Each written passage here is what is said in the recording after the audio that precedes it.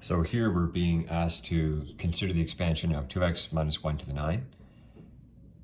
So question A, write down the number of terms in the expansion. So we know if that's a 9, there's always 9 plus 1. There's always plus 1 terms. So 9 plus 1 is equal to 10. That's one mark. We just write that down. Now part B is out of 5. So find the coefficient of the term x squared. Just cover that up. There we go. So that takes a little more time. So I have 2x minus 1 to the 9. And this is the term expression we're going to use off our formula sheet, a plus b to the n. This is in the expansion, and this is just the middle part of the expansion. So n choose r, a to the n minus r, b to the r. So what do I know? I know a and b. I know I have 2x minus 1, that's for sure.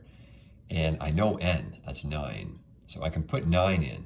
So this n here becomes a 9, 2x to the 9 minus r, I don't know what r is yet, b to the r, b is negative 1. So a here, the 2x, and b is the negative 1. The problem is I don't know what r is. They haven't told me. All I know is that I'm trying to find the coefficient in the term with the x squared.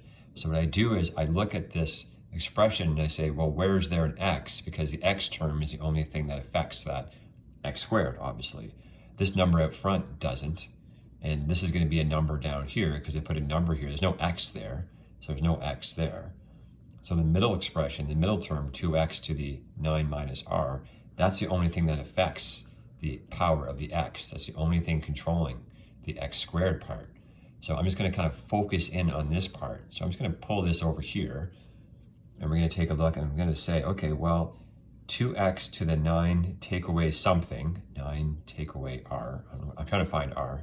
I don't know what r is.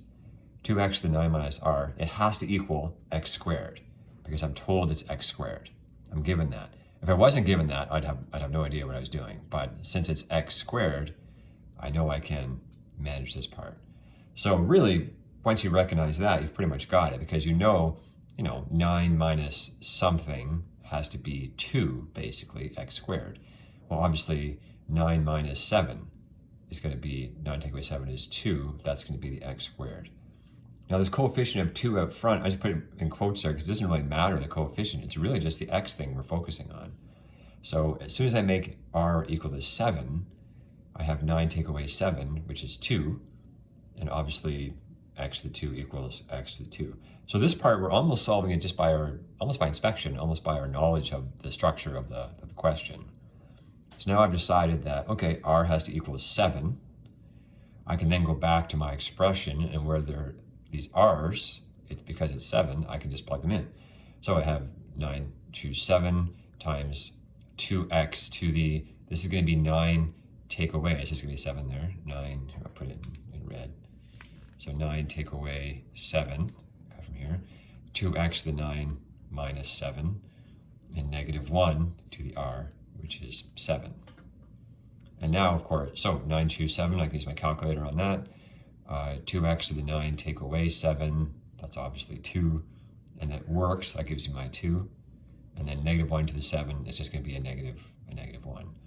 So now this is a calculator question. So on my calculator, I'm going to go 9 choose 7, which is 36. I have 2x squared, which is 2x times 2x, which is 4x squared. There's my x squared term, I've got it. And negative 1 to the 7 is just negative 1.